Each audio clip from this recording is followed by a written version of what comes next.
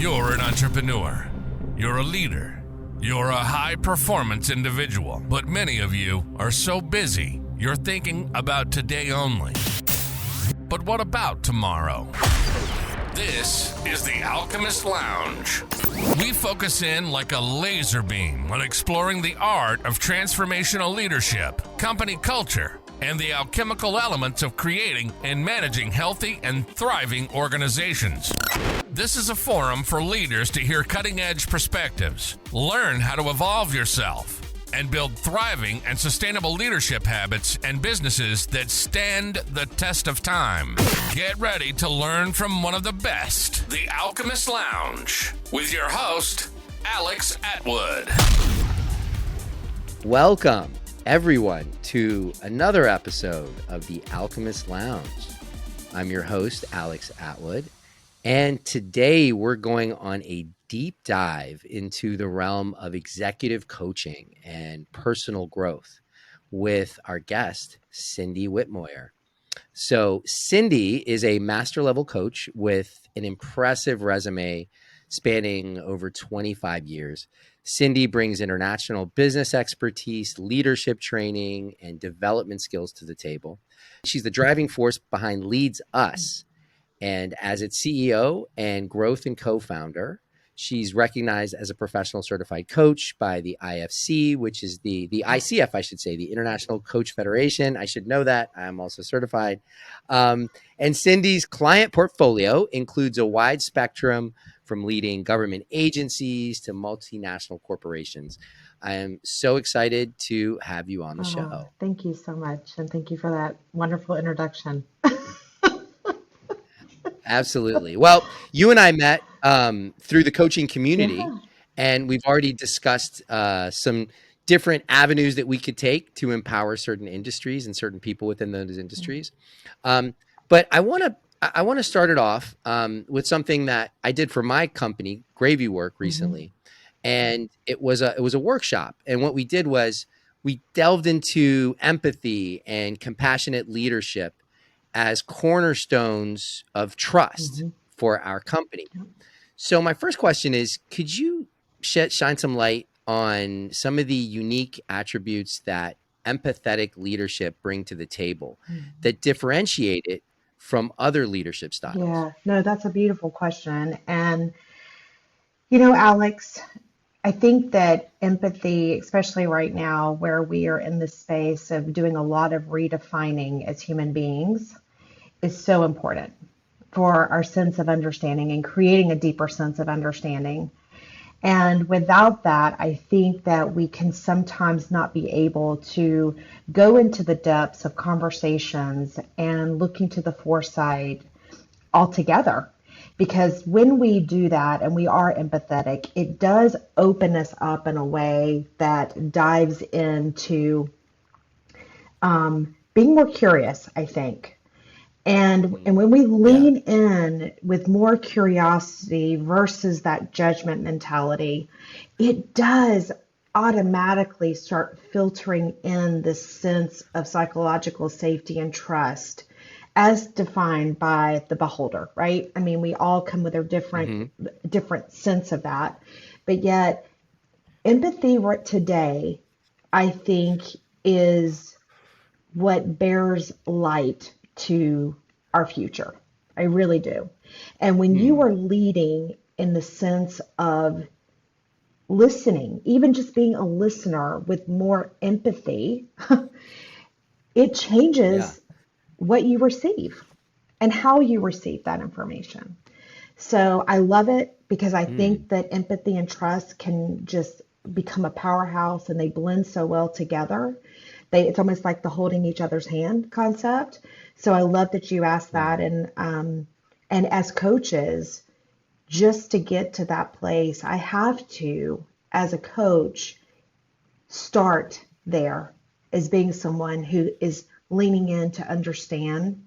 And often that begins with, okay, I'm going to start with being a little empathetic to what I don't know. Yeah. Yeah.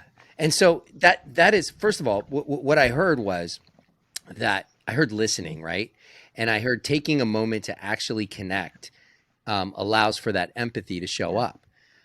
But as leaders, some leaders are what they would call type A Yeah. personalities, right? Mm-hmm. And leaders in general like to find ways to solve Mm-hmm. problems and like to find ways to be first to Mm-hmm. market or to be, the ahead of whatever competition they may have. Yeah. So those natural abilities to empathize and find compassion aren't always available to some of the leaders that I work with.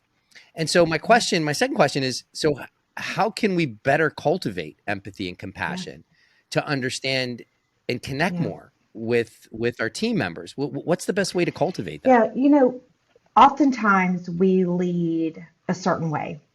And I think there's just like a point in our career that we have to almost like unlearn certain things that have got us to where we are today. And, almost ride the bicycle backwards at times. If Mm-hmm. leaders are feeling that sense of, they're getting feedback, for instance, I feel like I'm not being heard. I feel like I don't belong here. And so many of these things that we've heard lately in being coaches and being in organizations and supporting leadership. Um, Today is that moment to almost unlearn and unstructure some of those things that have worked in the past. I can say now more than ever, we have more of a relational mindset in business than we ever have had in history. From where I stand in my 20 something years of business, I would say we have almost gone to this relational transactional blend, which Mm-hmm. is a different leadership style.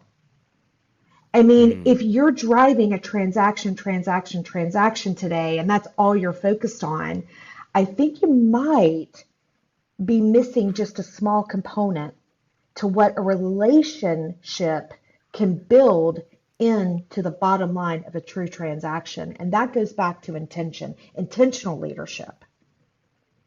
So if Mm-hmm. I'm leading in a different way than I am from the past, I think it's very wise as leaders to look at not only the transaction, the bottom line, the strategy, that left brain mentality, that type A mentality, but how does playing into the relationship of leading others tie in to that left side, that left driver.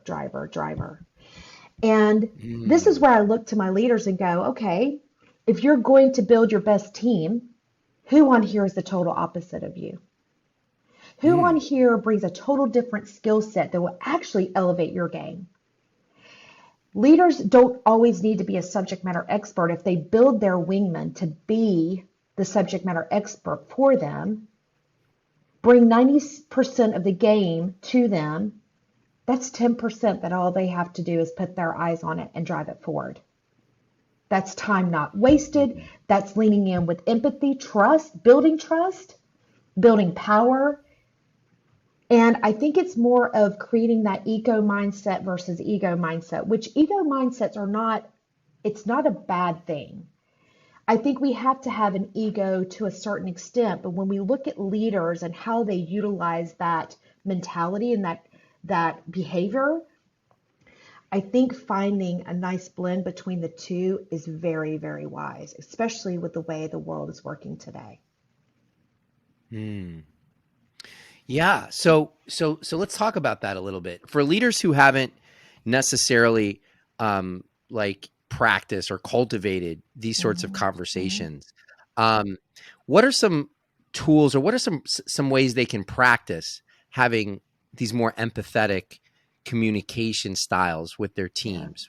What are some things they could do like right Yeah. away to start to bring that into their organization? Because it might feel uncomfortable, right? I Yes. mean, if not just to you, to your organization. If you're somebody who's led a certain Yeah. way, then your organization, your team, whoever it is that you work with, has built some sort of virtue of agreement that this is the way that you Mm-hmm. operate. So, what are some tools that a leader or a manager, somebody can put in to start to cultivate that? Yeah. Right?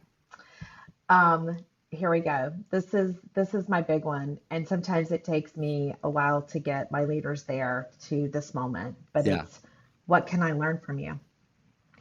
When they lean in to Mm, ask the people that they are leading, what can I learn from you? It mm, shifts that paradigm. mm, mm. And why not? I would say to a leader, what's holding you back not to ask that question? And Yeah. how does that play Yeah, totally. into intentional strategy? People feeling a sense of belonging because they see themselves in that bottom line and the performance that's being driven. And it's almost like Mm, the zeal of life, of celebration of someone being asked. I mean, if I've sat in more team coaching sessions and individual coaching sessions to hear, well, they're pointing the finger in all different directions, but there is no that you are the leader. There's no yeah. and you're leading those that are also leaders. So Mm, we've got to get almost out of our own way as leaders to look at those that are helping drive that bottom line, to be empathetic, to build the trust, which then, of course, elevates the performance and the engagement measures that are actually really suffering for some time. We've looked at engagement surveys a lot and looked at the suffering that has happened and people walking. And I'm like, what's the best way? I've been asked multiple times, what is the best way to get people back engaged? And I'm like, ask them. It's that simple. mm, How much are you telling versus asking? They're, mm. Which goes yeah, go right, ahead. no, it goes right back to Yeah, leadership. absolutely.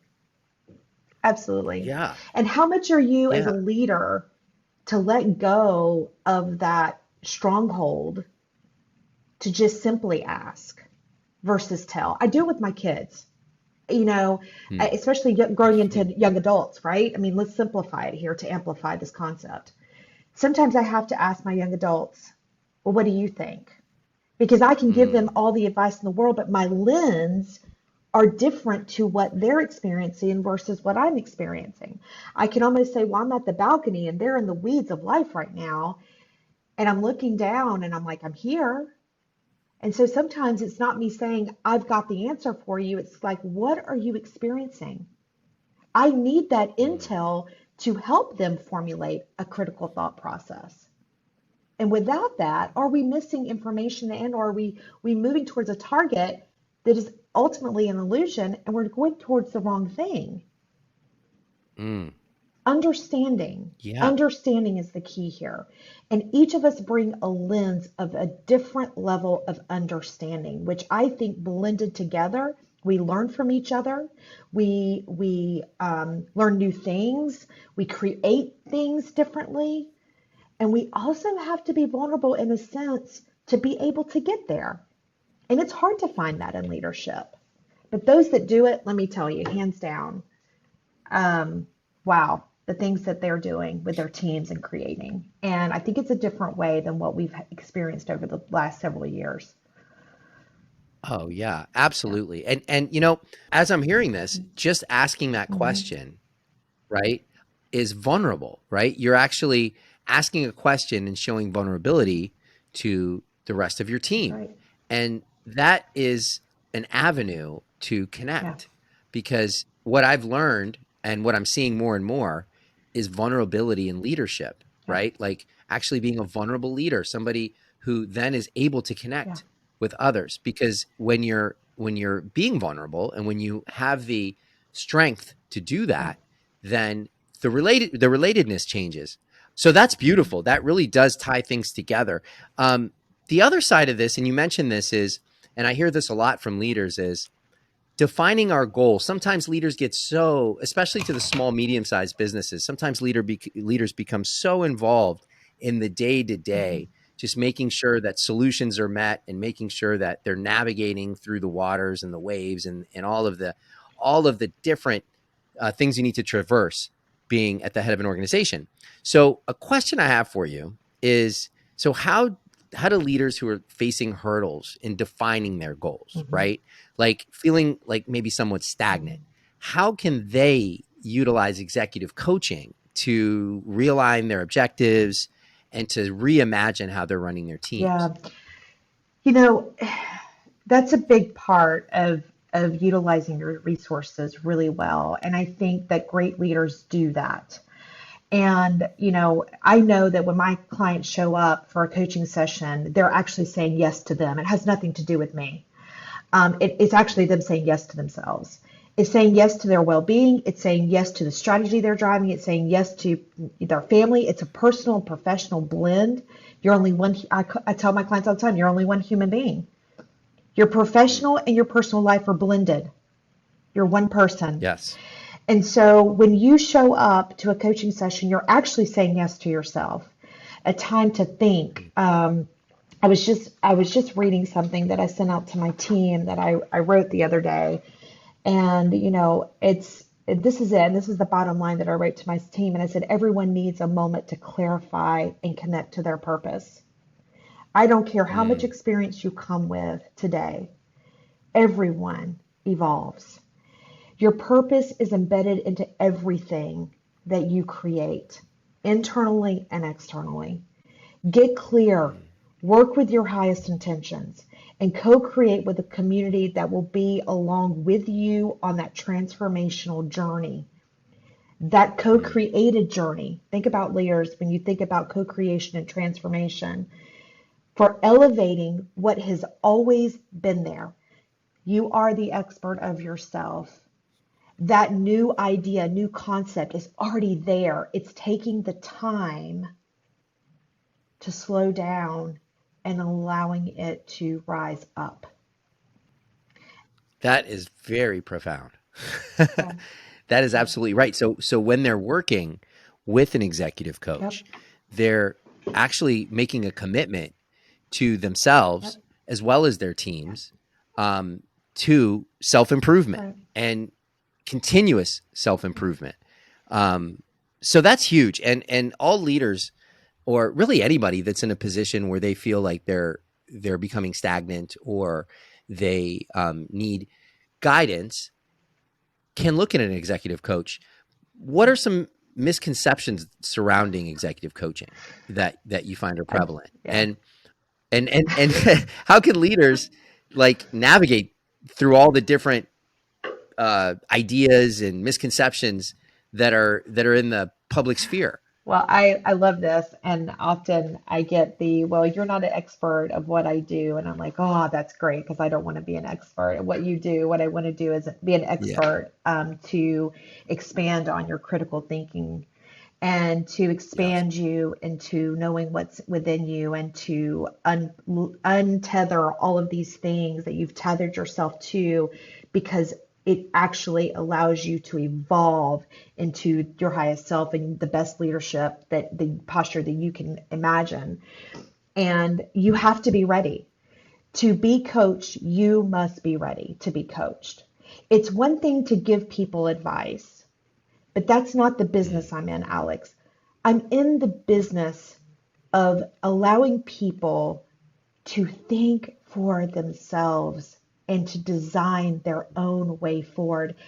If my mother was a teacher, always great at giving me advice.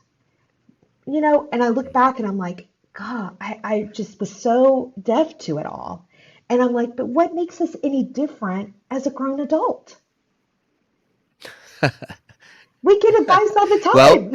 And we normally don't wind up taking it. Maybe some of it drips in, but most of it just, we want to find our own way. And why? Because we want to celebrate ourselves. It gives us a feeling of purpose and defining who we are in the world. And so I think that's the power of coaching. I've done a lot of advice giving. I've taught, I've trained. And when I learned the power of coaching, it is like, wow, you're right. We all have our answers within. And if we have it within, we are more likely to be accountable, because it's what makes sense for us, because we've designed it. Absolutely. And now we've become empowered, Yes. right? So, and what you said, which I'll reinforce, And it's a misconception of all misconceptions when it comes to something called work-life balance. And the idea behind that is that, well, you have to somehow balance your life with work. And I've said this before, and I'll say it again. You're still alive when you're at work. Yes. Even if you're a mortician and working with dead people, you're still alive when you're at work. And so life doesn't end when you go to work, and life doesn't begin when you go back and take care of your personal affairs. It's all one life. And how do you make that life symbiotic? How do you make things work for every aspect of your life? Exercise, family, personal well-being, organizational well-being, all of that ties together for a very beautiful and adventurous life.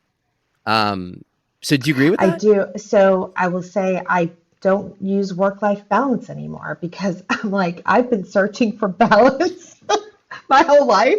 And I'm like, does somebody have like a clear design on that? I've read so many self-help books and so forth. And I'm like, I'm not sure if I'm chasing my tail on that one. So I've come up with work-life and integration.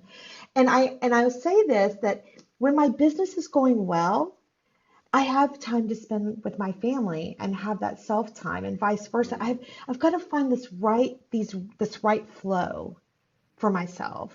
And everyone is the same way. I mean, if you're burned out at work, take a look. I want to, what does your family look like? What does your health look like? And so we've got to figure out if there's truly a balance to this, or can we be okay to figure out our integration points and what makes sense for the day-to-day living that we're all working to do our best. I don't wake up in the morning going, I'm going to make somebody miserable today. I wake up in the morning going, what can I do to take care of my mental capacity, my physical capacity, be the best I can be? I wake up and say, heart, thank you for beating this morning. And before I put my feet on the floor, I give gratitude for my inner being. And it's like, thank you, heart. Thank you for the breath again. And then I go, okay, now it's time to face the realities of the actions that I'm going to face today. And it starts with gratitude. I'm grateful. I get up grateful. Sometimes we get up, we're tired and so forth. But then again, it's like, but you've been given an opportunity to live again, live another day. And what do you want to do with it? So I had to shift that in my own perspective. I was on a self journey to heal, and being a leader and being a working mom and being a single parent at times because my husband was still in the military. And so I was running a business, raising kids, trying to stay healthy. And I'm like, it starts with yourself. If I can teach my kids and every individual, strangers, to love themselves first, that it's going to have a ripple effect. Yeah, absolutely. That, when I look at your company's motto for Leads Us, it's elevating the humanity of leadership. Yeah. Can you tell me a little bit about what that phrase means to you? Yeah, sure. One of the things that we've really researched over the last, especially it was after the pandemic, we sort of switched our little motto and what we were going to focus on. And through the pandemic, we realized that if leaders were taking the time to really think about themselves and elevating themselves, they were actually having a very positive impact on others. And so when you elevate leaders to the point where their language changes, and it's not, what was the game like this past weekend? It's like, how are you? How's your health? How's your family? That is elevating the humanity part that leaders actually do really well when they're leading in that capacity. That's that relationship component, going back from the transactional to the relational. Yeah. Elevating the humanity of leadership is really about elevating that part of you that is the care factor of people. I don't care if it's your customers or the people in your organization, driving that business with you. It's the both and. Because when we are elevating our business, we're also having an impact on others. Think about it. Absolutely. What is your Yeah. mission you're driving? And if you're doing a mission that is in service to others, which most of the time it is, right? There you go. You're elevating the humanity part automatically.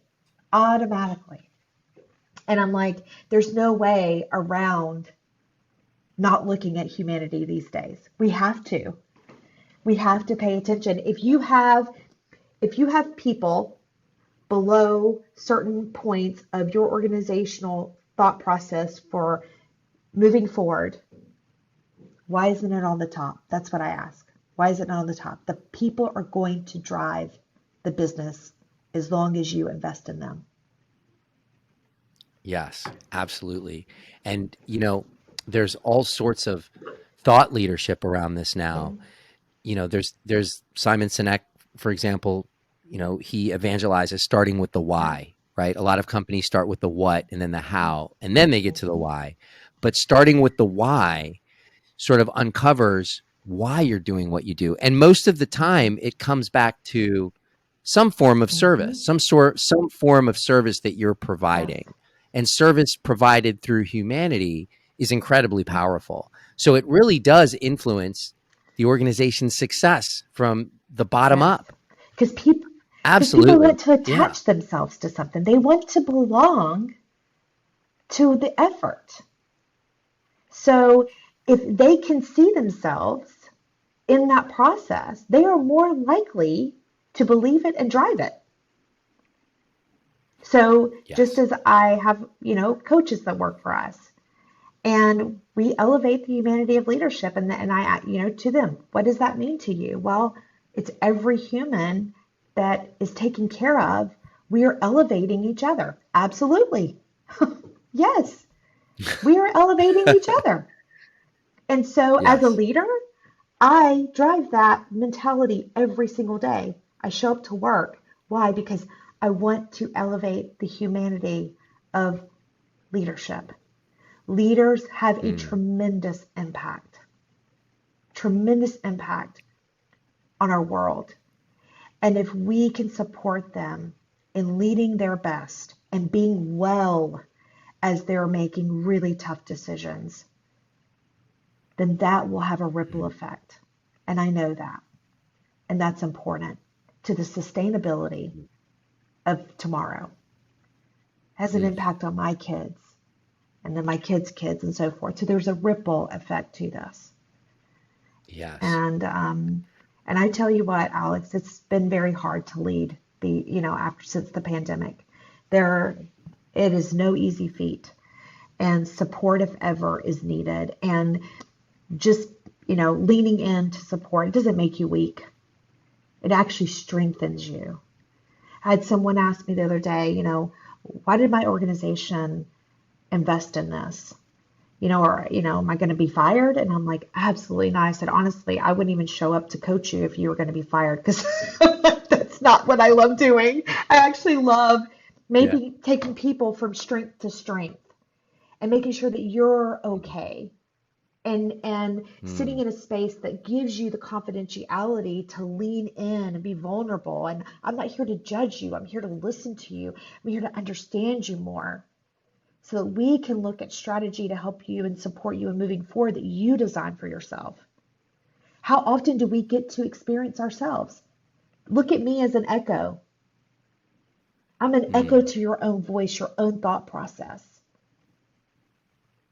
And it was, they're like, oh yeah, okay, I get it. Yeah, absolutely. And it's work, right?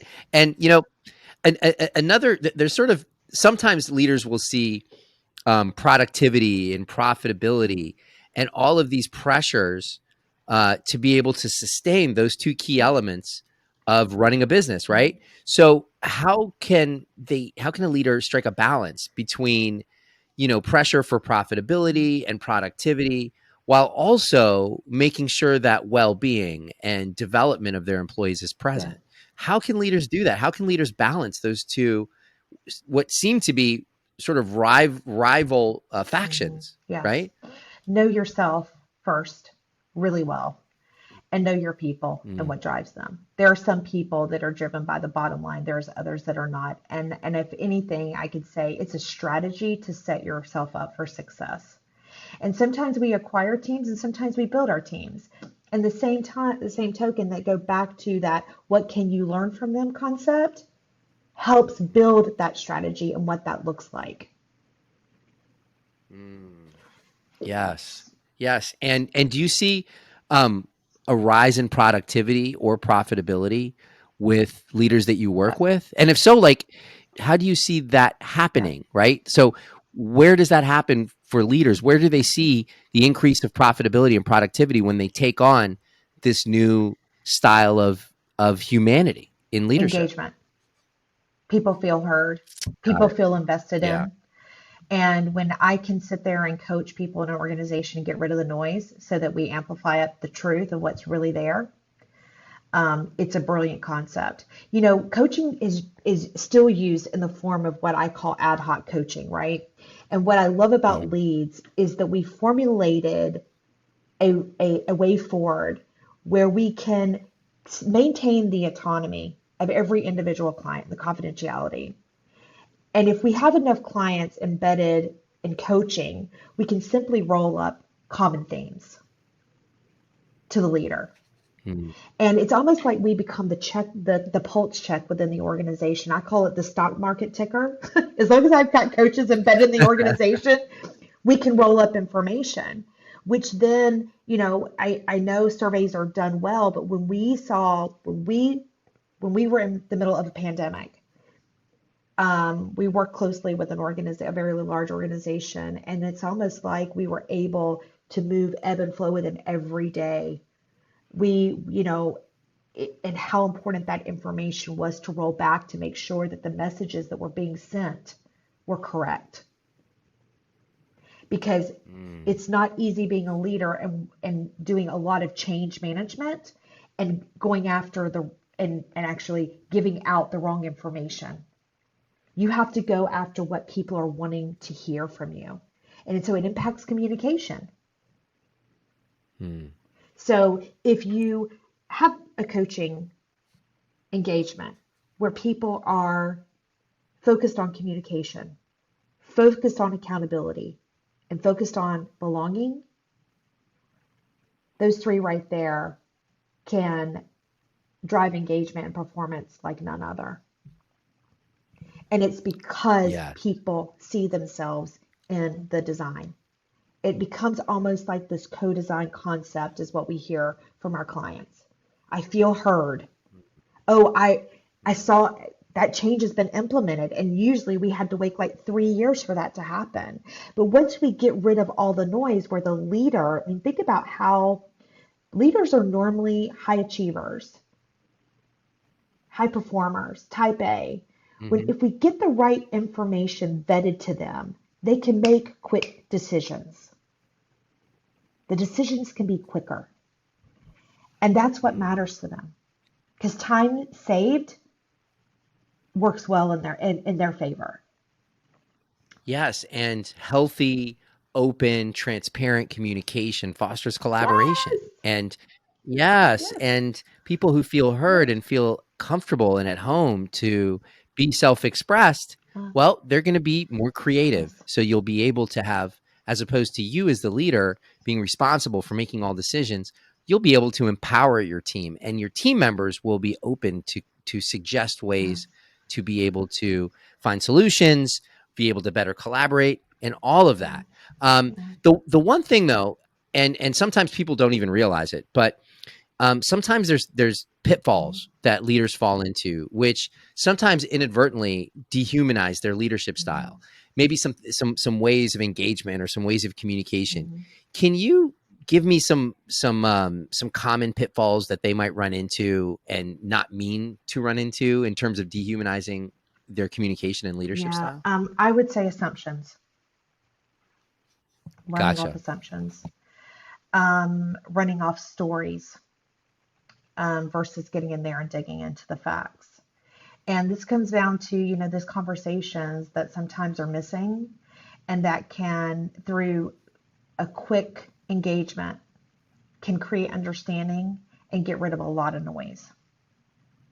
And so I say to leaders, lead without fear, lead to understand, know your non-negotiables, lead with intentions and a purpose, that everyone that you're leading can figure out where they belong. And always be willing to not always have every answer. Yeah. Yeah. And it's a lot of pressure as a leader to Yes. have every answer. Yes. And it's okay to say, hey, I'm not sure. Let's discuss it and collaborate Yes. it. Yes. Right? Yeah. Or what a way to bring a team or be together. on a phone call and say, you know what, I think this is one of the best questions that's really come to me, and I want to look back. If you'll give me a moment, I would really like to get back to my team and just double check with them and see what they also come up with in this moment. Because you can create reaction, or you can stand with more of an upright posture and go, I'm going to check back with my team and get back to this. I love when I don't have a reactive leader. I like it when sometimes, as even my maximizers just want to plow through things, they'll go, it's great. That's a great question. And what happens when we take a pause to say, I want to go back to my team and sort of synergize on this a little bit. Yeah, it gives them a moment to reflect. Yes. And not only that, as receivers of those moments, I've been in those moments where I thought we need to make a quick decision. And then how much respect is dropped in that moment to someone to say, I'm going to take a pause right here. I'm going to make sure that I'm aligned with everyone that is behind me. And it's like, wow, okay, I respect you. I want an answer. Yeah. And at the same time, it's still respectful. So yeah. And your team that's full collaboration. Yes. Your team counts, Yes. and everything that your team brings to the table is then accounted for. So, wow, that's what a powerful way to look at leadership. And I guess the final question I have here, and I think we may have covered some of this, but if we were to extrapolate the single most crucial trait that a leader should embody, what would that be and why? Oh, wow. I'm a processor, so this is going to hold me to the fire. Take your time. Yeah. There's no rush. Yeah. No and it rush. goes back to just what we said, right? Just me declaring that in the moment. I'm a processor. And I think that's such an important conversation or question. And Alex, I'm not sure if I can pinpoint it onto any one thing other than being willing, having the willingness to listen, stop, drive without fear. It's their willingness. It's what are you willing to do and to be, and to stand on a stage, yet look all around you and know that the performance is not just about you standing on that stage, but there's so much more and so many layers to that helps us rise to new depths. Yeah, the willingness, the openness. Yeah. They say that leaders, or anyone really, not just leaders, but anyone who goes to see someone in terms of coaching or in terms of any sort of self-improvement practice that requires someone to be by your side and for you to collaborate with that person, it requires coachability. Yeah. It requires an openness to say, hey, I don't have all the Yeah. answers, and I'm Yeah. willing to put myself out Yes. there and share that, hey, I don't have all the answers, and I'm going to lean on my team and my customers and my employees and my partners to co-create what some of these challenges look like, Yeah. Yeah. right? And so at that point, you've now come out as being vulnerable. And most of the time, leaders feel that, hey, if I'm vulnerable, does that make me weak?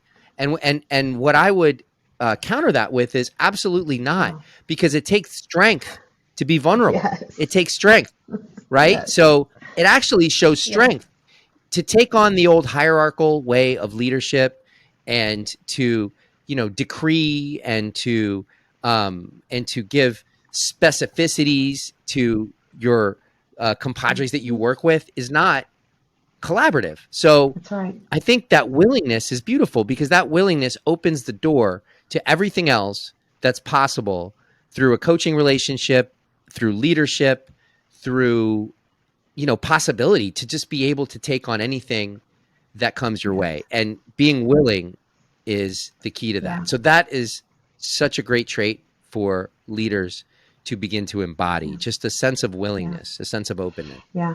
Wow, And that's let's great. go, just say it. What are you willing to not know just so that you can evolve? And what are you curious about? What are you willing to be curious about versus always having to? What kind of energy does it take to always have to be in the know? Like, A lot. I'm like, doesn't that just? I'm like, even saying that. Oh I my mean, God. I sort of, I've been there where I've had that ego feeling, and I'm like, gosh, so tiring. And I'm like, and yet when we learn to surrender, to open ourselves up to what's around us and the resources, the people that we surround ourselves with, that right there is a game changer. Like, that's the team that I want to be on. I'm a former collegiate athlete, and I'm like, that's the thing.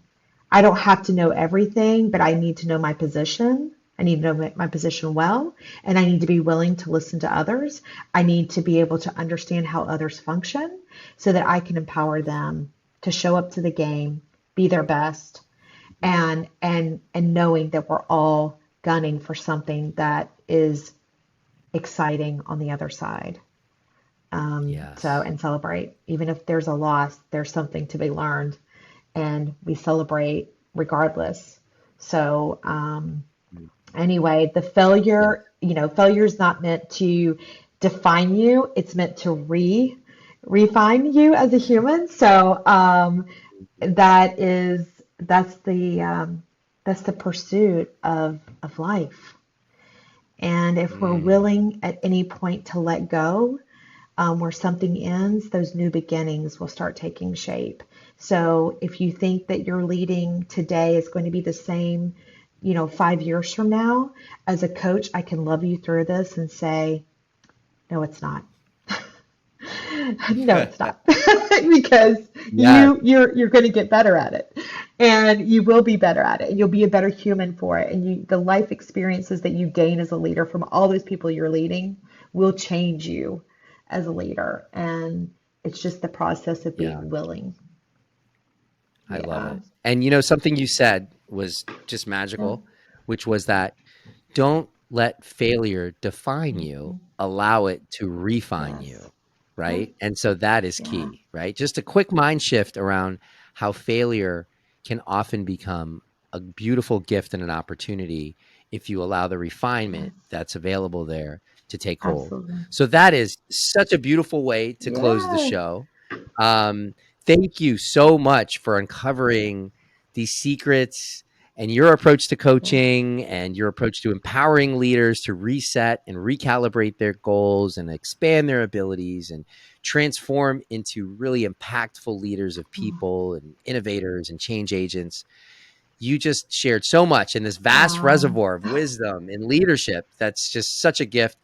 Thank you so time. much for coming on the show, Yeah. Cindy. And those of our listeners and our audience that are interested to potentially work with you or learn more about Yeah. you and your work, where would they go to find Yeah. that information? Leadscoach.com. Yeah. Thank you, Yeah. Cindy. And I'm looking forward to working with you, and I'm looking forward to seeing all of these magical things that you're able to Yeah. bring to leadership and to the communities that you're in. You've been listening to the Alchemist Lounge. We hope you've enjoyed the show. If you did, make sure to like, rate, and review.